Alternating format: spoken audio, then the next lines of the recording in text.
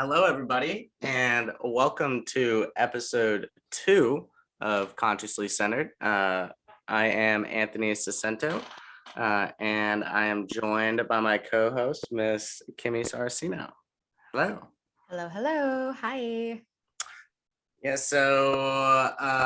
we're rapping about this, just talking about the mindset, and again, like we were talking about last week, what it takes to really treat your body right. And I think a lot of where people get caught up is either wanting to do it, talking themselves up into making healthy choices for themselves, and then also on the back end of it, actually doing the action is something completely different. Mm-hmm. Yes. And I feel like this week I'm pretty excited because now we're going to be kind of going into the whole nitty gritty of a health topic that I really enjoy, which is gut health. And Anthony, I know that you can agree, gut health is very much linked to all these other disorders that can occur in our body. And I would really love to kind of dive into that. I guess we could go into the more scientific stuff, but also like, how do we cure our gut health, or how do we know that we have issues, or what can we do just as a day-to-day sort of thing that'll just slowly but surely help us in the long run. You know what I mean? Yeah, 100%. There's reasons and there's formulas. There's ways that we can attack this, and I don't think that going into the nitty gritty has to be so scary. We're gonna make this digestible. Puns. No pun intended. Yeah, we're gonna make this digestible you're so for punny. you. I know. That one just came out naturally. We're gonna make this something that y'all can grab onto. So yeah, gut health is absolutely 100% an area that I focus on when I'm trying to get my body in tune, like I am at the moment, getting ready to be on camera and showcase myself. You really find out that what you eat, how you eat it, and then if you're not getting the correct nutrients, how you supplement really can affect the way that you not only feel, the way that you look, but truly creating that mind body connection that you're looking for when you really feel like your body is just dialed in.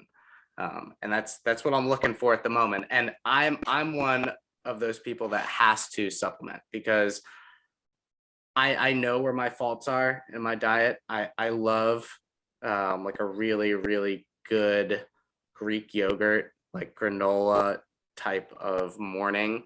But if I'm in a rush, which a lot of the times, I find myself in and I'm, creating that acidity with coffee, I want to get some sort of nutrient flowing in there that's going to help me process and get just the leftover stuff from the night before out so that my body can focus on processing that stuff in. So the combination of prebiotics and probiotics is something that I think not a lot of people have that 100% connection with, right, Kimmy? There's what does that prebiotic really do for you? Because people always know the probiotics. You hear that's a buzzword for people, but prebiotics is really where it starts, and that's what really attacks the inflammation. Right. So for those of us who maybe don't have as much experience or don't really know truly what a probiotic is. So the probiotic is that healthy bacteria that lines our gut, all that healthy flora, as you might know it, that exists in our gut when we nurture it. And the way that we nurture our gut flora is through eating things like prebiotics. So prebiotics right there is a non-digestible fiber that we personally cannot digest. So when consumed at larger amounts, it might make you gassy. It might make you a little, maybe I should be home alone tonight. But so you got to introduce prebiotics a little slower if you're not so veggie forward, let's just say. So that non-digestible fiber, although it's not digestible to us per se, it's what our probiotics inside our gut love to eat. So it's digestible by them. Now I'm going to start associating these little probiotics as like little animated characters. So they're little little cute little characters and they like to eat the probiotics. So the more you have things that have these fibers like, let's see, chicory root or Jerusalem artichoke, bananas, stuff like that, that will help really feed that flora. And then for those of us who are like, hey, I really just don't eat that many veggies because maybe I'm not a huge fan. Well, you can get your probiotics by taking a supplement. And from there, you can also look into other things like fermented foods, which we can totally get into. Anthony and I were just talking about this. He just recently tried kimchi for the first time. And Yep. would you like to explain to everyone what that is? So kimchi is fermented cabbage. And I was out for sushi with a friend, and right now, like I just I love trying new things, and Korean food is gonna be the next thing that I attack. But kimchi was just always something that I haven't had at this, local restaurant that I go to, Genki, shout out in Wilmington. They're great people. Yeah. But this kimchi, it was like, it has such a specific flavor. Like I like cabbage because it's just kind of like the texture of it adds flavor. It doesn't really have a flavor of itself. But when you ferment the cabbage, that kind of like, I guess, background flavor of that celery kind of has really comes out like forefront. And it was good. I mean, I don't really know what else to say, but I was impressed. It's weird that it's cold. It's a texture thing for people. Like cold and slimy might not be for you, but I mean the taste is there. Yeah. So it's funny because I've met some people who are like, absolutely not to kimchi. It stinks. Like, and it's true. It can have a smell like garbage, especially totally selling this, but especially like if you keep it in your fridge for an extended amount of time, obviously it's going to stay pretty well because it's fermented. It's basically broken down, right? You can make it with cabbage. You can make it with radishes. Actually, it's daikon radish. And that gives it a little bit of a milder flavor. I actually have a whole Instagram live. I did a whole kimchi making episode with another friend of mine who's also a health coach, and we were experimenting with 2 different types of recipes because there's so many different things you could do with it. But yeah, long story short, fermented foods like kimchi will break down into this sort of bacteria that when digested, it helps build that flora and it helps your intestinal process. And I think if you're like not so wanting to try kimchi, another great one would be Greek yogurt, kind of like what you said. But if you're like, oh, I don't know about dairy, there's other options as well. Sauerkraut, for example, or pickles, things like that are all fermented and really good for your tummy. But yeah, if you want to just give it a go, try different recipes. You can even put kimchi on top of something else, and that the flavors right there will kind of blend rather than just eating like a spoonful of it on your own, which I've also done. But yeah, Somebody should have told me I'm a that. big fan. You should have asked me. Somebody should have told me that I could have had it on something. Damn it, put it on a cracker, dude. I mean, like, come on, like, you can't. Man, You poor got to eat it on explanation. something that's like dry or something. That's also not a great explanation. Hang on, this sounds weird. How do you say if you have something that's like not so moist? You throw a little bit of kimchi on it, it'll add Crackers. to the flavor profile. Yeah, you could try it with a cracker if you want, but and then we'll talk about crackers in a second too. But yeah, those are kind of like my personal favorite ways in order to get the probiotics. Kind of going back to supplements real quick, it really depends on what you're trying to do. Like, for example, if you just finished a round of antibiotics, that's going to totally destroy your stomach, right? Antibiotics are great for helping with infections, but they're also killing off the good bacteria that we need, right? So if you're trying to look to replenish your gut health, you're going to want to go find a supplement that's way higher in the amount of probiotics that are in the little pill. There's also, probiotics are great for, I'm going to go there, for vaginal health, for, Do it. let's see, got to talk about it. Yeah. Vaginal health for your, obviously we're just talking about your tummies, but if there's a certain thing you're looking for, I think you got to just kind of do a little research, but you go up in the amount of probiotics in order to replenish your gut. Yeah. Throwing it back your way, seeing what you think about it. I've been one, like something that she just said. I've always been one to not want to take antibiotics, partially because I'm allergic to amoxicillin and penicillin. But I always try to go in a way that's like, I think about the domino effect of things, like you said, right? If you're taking stuff that's, going to destroy all of the bacteria in your body, then you don't, and in your stomach necessarily, you're not going to want to, you're just not going to get the same effect from the, nourishment that you need for your body. So for me, when I'm sick, and I might have to take an antibiotic, I try to come back with something like hummus that's high with chickpea content, something that's going to help nourish my gut. People who do dairy, Swiss cheese is another really good one to get that gut bacteria rolling again. And then obviously kombucha is just something that you can do that's really easy to start that process in your gut again too. But I've always noticed for myself specifically that, like, I had an aversion to dairy, and I didn't know that it's not full lactose intolerance, but just a sensitivity. And what I kind of realized was that everybody really has a sensitivity to dairy because we're one of the only mammals that drinks, another animal's milk.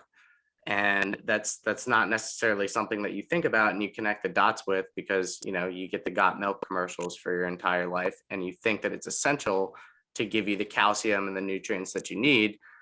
But some people again might have that aversion to dairy, and you need to find a different route to get what you need. And that's kind of what we're trying to explain here for the people who might be supplementing like myself is, when I have holes in my diet and I have to supplement, it's great, but there's a better and more effective way to get the results that you want, like eating your vegetables and making sure that you prime your system, and then following up with something that's going to actually nourish, your body on that deeper level, like something like chickpeas and hummus.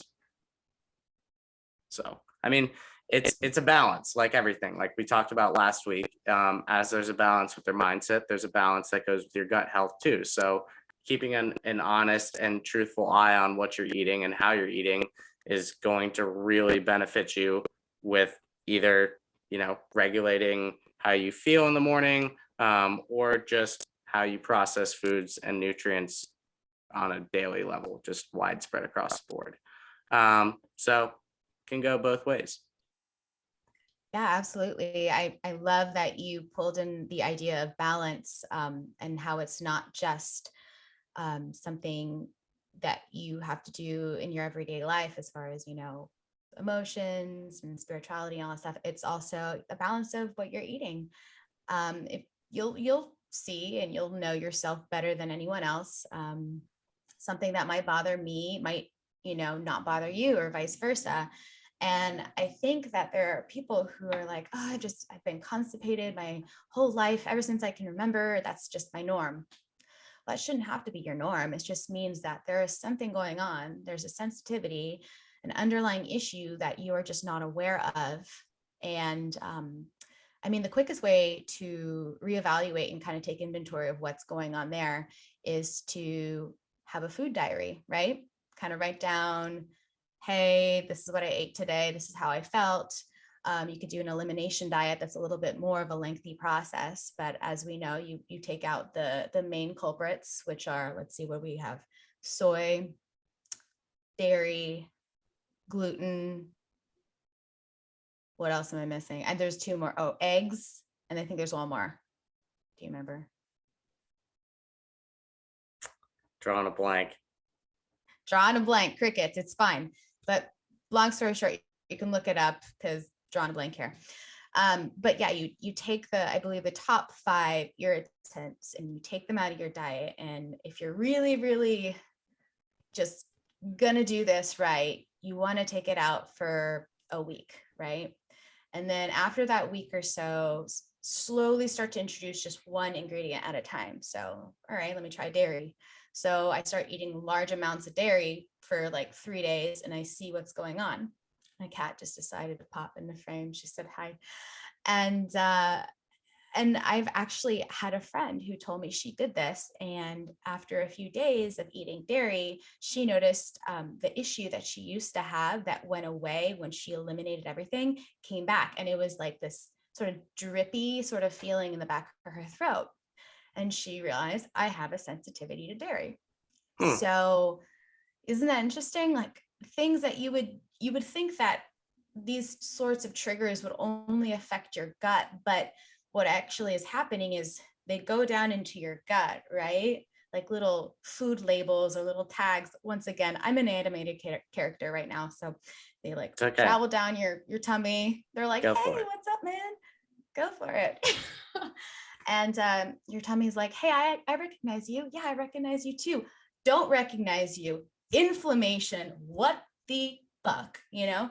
And that's when leaky gut happens, because then over time you start developing these like little punctures of zones in your gut that's like, I didn't recognize you, I didn't recognize you, I didn't.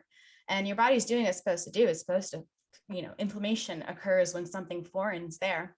But then, yeah, once a leaky gut starts to happen, it starts to go into your system, and then all of a sudden you have a stuffy nose when you eat this piece of cheese because somehow it got into your system. I just find it all so fascinating. So, yeah, I think the idea of balancing the way you eat, but if you're truly unaware of what it is that's irritating you, make a food diary, eat slow, pay attention, find some little internal stimulants like, okay, what's going on, a little bit more of like introspective work, and yeah, perhaps perhaps doing an elimination diet. Did I say that right? There we go. Let me not stutter. It's okay. Words are tough. That's fine. We uh it's okay. You got it out. It's all out. I got it out. Oh, so many tongue twisters. There is tongue twisters, but I think the warning signs for everybody are going to be different, right? You got to be aware of, where your mind's at. So for me specifically, I feel super, super tired if I'm not treating my body right. Like if I just go through like the diet that works for me best is meat and vegetables. I don't usually eat a lot of carbs, just because it really makes me feel bogged down. Besides the nights that I indulge like really hard and dive into like, my family, we usually do Sunday dinners with my family, and that's usually a pasta, dish because, Italian roots, baby. And besides that, my diet during the week is really clean. I mean, it's consisted mainly of meat and vegetables. But what I neglect to see sometimes is that, I might go through a couple of days with an upset stomach. And yeah, like we said, we don't want to dive into the nitty gritty, but paying attention to what your bowel movements look like, feel like, and how you feel then is really going to be a marker. If you wake up and you have a bunch of undigested food in your stomach, that could be a marker of you having a poor, gut biome and you needing to treat your gut biome right. If you're waking up after getting, hours and hours of sleep and you still feel tired, that's going to be a sign that, your body is not processing the nutrients in your gut effectively. And like Kimmy was talking about here, is your biome is a living, breathing organism, like a little animated character. And if you don't treat it right, it's going to punch around and create those little holes in the inflammation in your system. That's going to either allow you to not process food, over process food, and create your stomach, irritations. And you could even, have these like super, super hard cravings for stuff that is making you upset in your stomach. Like the I guess paradox, like we were talking about with last week with foods getting smaller but the fat content staying the same, is your body responds kind of similarly, where if you're eating something that's not necessarily good for you but mentally it's comforting, your body is going to still process it. Again, sorry for being explicit, but process it like shit. And you're still going to feel bad about yourself, but you're going to feel comfortable mentally. So you have to create the awareness in your diet to actually attack these things head on and see the markers for yourself. It's not the same for everybody. And just because you're tired doesn't mean that your gut biome's all screwed up and you got to go chug like 8 gallons of kombucha. Just keep a mindful journal, even if you have to, of when you're writing down your foods, maybe how you feel in the morning when you wake up. What does that first trip to the bathroom feel like for you? If it's aggressive and you hate yourself afterwards, that's probably a sign that things aren't going well. It shouldn't be a process that you don't like, not that we all like it, but you know what I'm saying. Oh, wait, are we asking if we don't like going to the bathroom? Because I'm sorry, but taking a good poo is literally the best thing in the world. Yeah. I mean, all right, we'll say it. Yeah, absolutely. If you're, That's if right. you're, yeah, I mean, that's fair enough to say. I'm not ashamed. Never ashamed. Everybody poops. And you know what? It should be a wonderful experience, a meditative journey.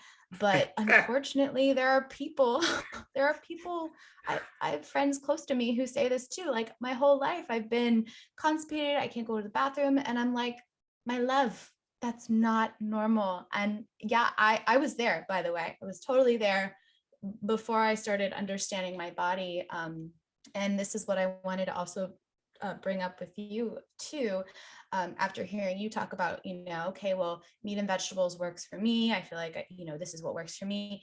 I guess my question for you, do you feel that it took, we're going to go back to mindfulness again. It took that sort of mindful journey, right, for you to figure out and actually like sit there and feel like, oh, that didn't feel right. Oh, that was okay. Versus, maybe somebody who for years and years and years has thought that the way that they ate is okay, right? And I feel like if you continue living your life that way and putting food into your body and just ignoring the signs at an early age and just never take it back, you're never gonna actually be so in tune to where you can notice these little things, right? Yeah, 100%. I think the first time I noticed it was actually when I was like 11. I was having like some really like terrible like stomach cramps, like bent over, like just like really in pain. And then like again, like aggressive bowel movements. And I was like, what is happening to me? And I honestly thought there's something wrong in my body. Like I had like some bacterial infection, like I tried antibiotics, nothing was working. And then I went to this doctor and he goes, you're lactose intolerant. And I was like, what? And he was like, you're lactose intolerant. And I remember walking out of the doctor's office with my mom that day and I was like, that doctor is fucking stupid. I was like, are you kidding me? I'm like, and then she goes, we're going to try something else. And this was like OG before almond milk days where you just got like looked at weird. It was like Lactaid. So you got to drink like this terrible, like, just like, it looks like you're just like taking medicine. But I started doing it and I noticed a difference. So I was like, I'm like, I love my yogurt. I'm like, what am I going to do? But then, I found out Greek non-fat Greek yogurt has, a lower dairy content. It's still dairy, but because of the amount of probiotic enzymes in it, it processes a little bit gentler in my system. And I still get that craving that I have for dairy, suffice. Like I don't have ice cream, although shout out Halo Top. Halo Top's my bitch. $4.99 for a whole jar. Like we're about to dive into mindful eating. God, it is the most satisfying thing in the world to just grab a pint and know that it's 290 calories. And like we talked about, again, not calorie counting me. I'm calories in, calorie out guy. Raising my hand here. I am that guy. But I understand the value of not over analyzing what you're eating. If you go a little bit over here or there, it's not like the world's gonna freaking crumble down. Mhm. But if you find something like Halo Top, where you got 290 calories of sweet, sweet caramel macchiato deliciousness, that's dairy free, baby, but it's high as hell in sugar content and still not the best thing for you. But man, does it feel good to eat a whole damn pint. Best thing ever. Dang, now I kind of want ice cream. Now that's all I'm thinking about right That's now. all I want. It's Ah. fine. Well, here's the thing, like, we can go back to the idea of like you can have that slice of cake and not feel like shit about it. You're not supposed to eat it and then punish yourself, right? If you're gonna eat it slowly with intention and just enjoy it versus being like, oh my gosh, let me just stuff this in my face and yell at myself later. Never eat it again, but then I'm actually gonna eat it again. Yeah. It's so toxic. So I do love having a treat from, I say from time to time. I treat myself every day in some way, right? But then, like you said earlier, you balance it out by drinking plenty of water, eating those leafy greens, and exercising. I sweat every single day. That's the goal. At least 15 minutes a day of sweating. If you cannot get off the couch, go for a brisk walk, right? But yeah, going back to what you said earlier about realizing at an early age that you were lactose intolerant, both of us are Italian, growing up with a lot of cheese, a lot of pasta, a lot of pizza, carbs, Oh, carbs, carbs, carbs. Oh yeah. my God, so many delicious things, right? Antipasto. I know, just so I can't. I don't know how I'm gonna go back to Italy. I mean, I will, but what I'm trying to say is that I don't eat meat anymore. I don't eat meat anymore. So like, as a kid, we would eat like mortadella, prosciutto, all that stuff. Yep. But now after doing that whole like intuitive thing where I'm mindful about certain things and how they make me feel, I no longer eat dairy. And it's because of that feeling. I'm not necessarily lactose intolerant, but I would always feel very bloated. And then, yeah, I probably wouldn't go to the bathroom for the next 3 days, but yeah, it's like, come on. But the real culprit, after doing a buttload of reading about it, is gluten. And I firmly believe that, yeah, you might not have celiacs, which we'll get into, or you might not have a strong sensitivity that you can feel or see, but I do believe that on a very cellular level, gluten affects us all in an inflammatory way. Some of us just don't realize it or see it because it might be that minimal. Oh, hey, hi there. Come Hello, down. She would like to visitor. say hi. We have a visitor. If for those of you who are just listening to this audibly, my cat just jumped up and she would like to say hi. Anyways, so going back to gluten. It's Gluten. that sticky stuff, right? That holds the flour, the crumbly pastries and the pizza and everything together, right? So, well, how does gluten affect you? Do you feel like after you eat a massively large amount of bread, for me it's bagels, do you ever feel Bagels. like totally weighed down and tired, or does it ever make you feel bloated? Like what are some of the common things that you experience? I don't know. Just say the word gluten with some oomph.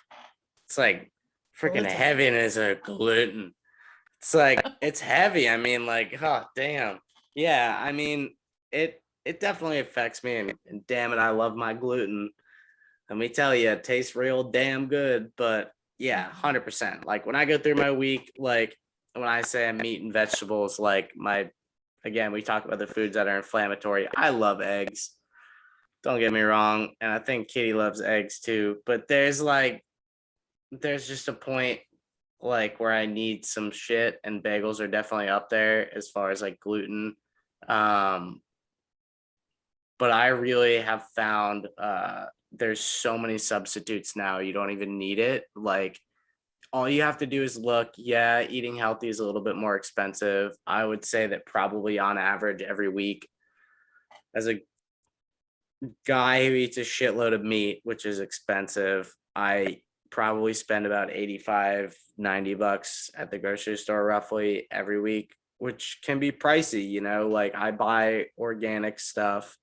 Like when I go and I'm picking out, yeah, like my produce, like I go to a local place, like when I can, I'm going to eat locally and I'm going to eat from the area that I'm in, because there's just so many different benefits to putting the thought process behind what you're eating. Mindful eating doesn't necessarily just have to be how you look at food, but attaching quality to what you intake into your system is absolutely vital to you to survive in this world. And eating from a place that you're from is the way that you were supposed to develop as a human in nature. You are supposed to intake the fruits, the things that are local to you. They have benefits to your body far beyond just being nourishing for what their food and caloric value is. They provide your body with different bacteria. They provide your body with, different anti or hypoallergenic, substances that will help you combat seasonal, allergies in your area, which can feed into your mood and seasonal affective disorder. All of these things are interconnected, and putting the thought process behind what you eat is absolutely vital to that. A little bit of a tangent, but still We love fun. tangents. Tangent, baby. Tangent all over the Tangents are place. so fun. Yeah. Well, that's good. No, that's great. I totally, yeah, I fully relate. I also wanted to share my gluten journey. Gluten. Glutton. There we go. Glutton. Hit me with I it. I had this, it was actually a few years ago when I was living in LA, and I was working at Halloween Horror Nights as a zombie on Terror Tram. Woot woot, shout out. Yeah. Yes. And it was a very physically, it was a very physical job. I was running up and down a hill. I remember after my first weekend, I was so sore. I was like, oh my God, what the am I doing right now? I'm working minimum wage at this job and I'm basically getting punched in the face by people who are drunk. But at the end of the day, I was starving. So obviously I had to eat more because I was expending a lot of energy. And my roommate and I were like, oh, and by the way, this was no judgment here, because this was the day that I used to eat Subway. I no longer eat Subway for various reasons. Don't but do this that. is the main reason why I will never eat Subway again. We got one of those like foot-long flatbread sandwiches. And I was so hungry. I remember I was like, oh my God, we work till like 4 a.m. I just need to eat lunch. And then I had to go work my other job, right? So hustling. I ate my sandwich. I went to work. I'm behind the front desk working at a spin studio. And all of a sudden, I just felt, I was so exhausted. And I felt like my stomach just had this like large, heavy stone in it. It was like distended. I was like, oh my God, what the hell did I do? So that was the first day that I realized that large amounts of gluten completely made me feel like shit, right? So fast forward, talking about gluten on a more scientific basis, the way that it's processed now versus way back when is so different. It's now, our food industry is so fucked up, but the way it's processed now is there's chemicals, there's pesticides, there's the chemicals they put on these crops is in order to make them basically multiply to an insane amount, but not, genetically modified things are not good for our bodies. We need what Mother Earth gives to us, right? Organic stuff, like you said, only buy organic. But there are some really great gluten-free products. Here's my shout out. Canyon Bakehouse has an amazing bread. If you go into like the freezer section of your grocery store, they usually have it there, and it's so delicious. It actually stays together, because most gluten-free breads will just fall apart. Just crumble, and that's it. Like every time I try to put one in the toaster, I'm like, oh shit.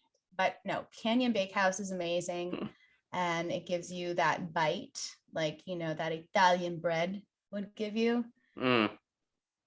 Yeah. All right, Canyon Bakehouse. It's in the in the It's gonna notes. be it's gonna be made a note. I will say for me, Kodiak cakes are my shout out. Kodiak cakes make a really, really great gluten-free like pancake mix. It's really high in protein content too. Hashtag just saying, it's also really good for your body. But it's there's just so many products available now. Like if you have an intolerance to it and you feel kind of like we do, where we, regulate what we put in our system, majority of our diets gluten free, but every now and then it makes its little boop boop right into your diet, and that's okay. It's okay. Yeah, You gotta pedal that thing, because it's never gonna be perfect. You never have to be never, perfect. never. No, the input output of what your diet is always going to change. Like I want to say that, like, when I'm being, right before we did the competition, like Kimmy and I did, like, I want to say that I was perfect during that whole time, but like there is like maybe a night or two where I was overindulging a little bit on, like, well, something here and there, maybe some extra granola with some honey on it. I mean, it's not like the worst thing in the world, but it is outside of what I had planned for myself. I don't know. You're never going to be perfect. It doesn't have to be perfect, but you got to connect with what the frick you're feeling. Like, again, how you feel in the morning when you wake up. Are you sleeping well at night? These are all things that you can pay attention to that connect with what you eat. We are in America and they try to feed us shit. And Amen. you're better than that. You are better Yes. than processed foods, damn it.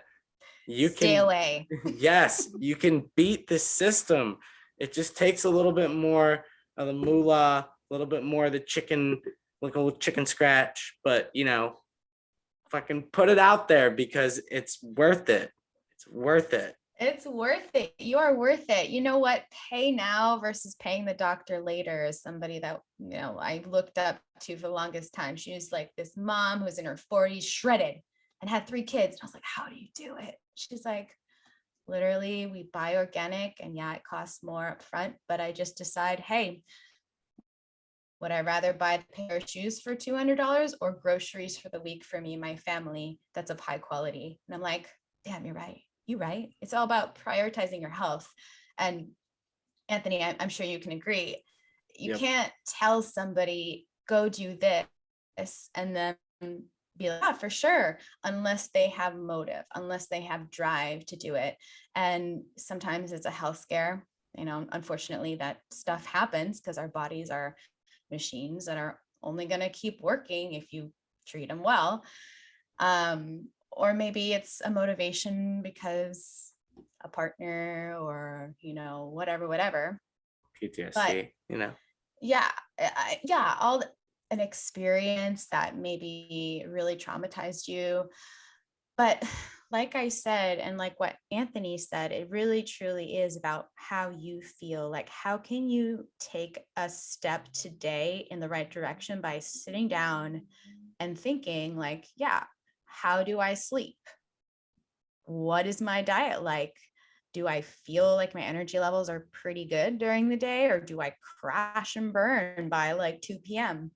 Like, all of these things, as Anthony mentioned, completely play into what it is that you're putting into your body.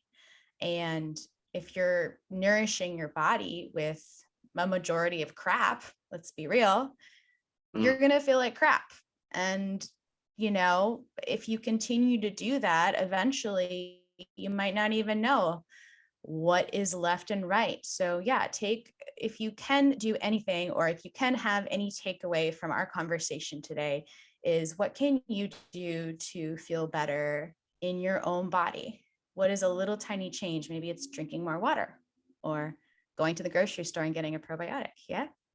Yep. But whatever works for you, it might not work for me, might not work for Anthony, but what works for you, it's bio individual. So that's it at the end of the day, right? That's it. I couldn't say it better myself. You really have to connect with who you are, what you are, What you put in your system is going to eventually lead to an outcome that's going to fuel your body for a better tomorrow or drag you down into a pattern of, you know, uncomfortability, and lack of sleep, whatever it might be. These are all side effects of what you put into your body and the output that you get. And I think that's really what the message we're trying to get across tonight, today.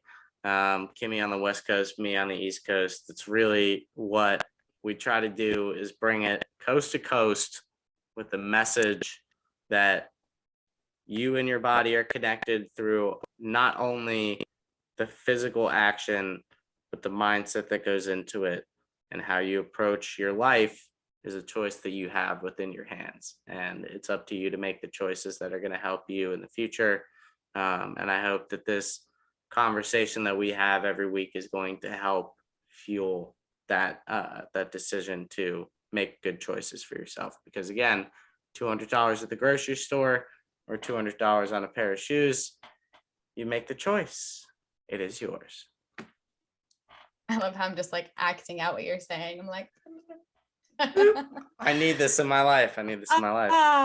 Need this. Yes, I second everything you said. Yeah, well, this has been really good. I literally could talk I'm making up words today. I could literally talk about gut health all day long. So if anyone at home who's listening, tuning in, has any questions, feel free to reach out to Anthony or myself. Like I said, I love this stuff. So yeah, we could chit chat. Other than that, do we have any announcements to close out? I have an announcement, actually. I'd like to give a little shout out to someone. Do it. Shout out to the new Hot Works that's opening in Portland, Oregon. Woo! Hot Works, spreading the message around the world. Yes. Super excited. Yes. Infrared heat. You guys, infrared heat. So amazing on the muscles. So good. You're detoxifying. Hey, it's good for your gut health. Yes, it sure is. Not more work, less time. That's right. More workout, less time. Check out anything that has to do with Hot Works. If there's one in your area, definitely worth it. We're going to jump in, even though we're a little biased, and talk about infrared, I'm sure, in one of these episodes. But 100%. Yeah, we should do a whole Hot Works episode. That would be awesome. Yeah, and we could get one of our Hot Works friends to join us who's probably equally as qualified. We got 13 other people that we could choose from. So let's get it. Let's go. Yeah, if you haven't followed us, if you haven't subscribed, please do that. This is going to be recurring here on Spotify, on YouTube. You're going to get the visual, you're going to get the audio. We're just trying to spread the message. So yeah, like, subscribe, share, all that fun stuff. We are all that good stuff. Yeah, and follow us if you haven't at Kimmy Saracino, at Acento. We will share our message with you every week through these platforms, and we're looking forward to it. Woo-hoo. Thanks so much, everyone, from our heart to yours. Absolutely. We will talk soon.